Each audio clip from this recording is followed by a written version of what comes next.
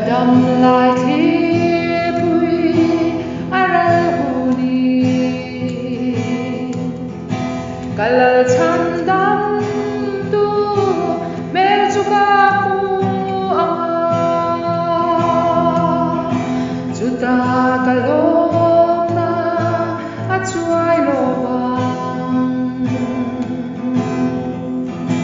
amera van bang para bulreng on nathing izar noya vange rwal nimin nan le o chuta kan la chove ang Israel tang thiang le ma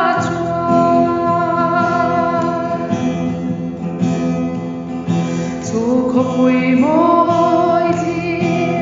akarum na chuan ngai quai na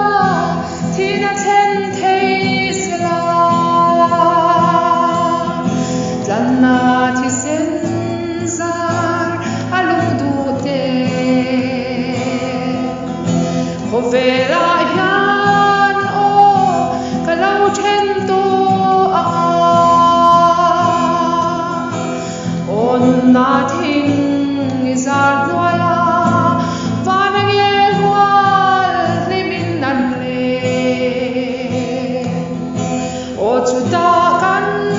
la chol ve ang Israel tang thiang ti ma chuan ikal selang o Zion fate kan zalem naram ropuya nai ta tuna at ngai cha le puai na hi kan lom na bang par an la ful nge yang on nathing izar noya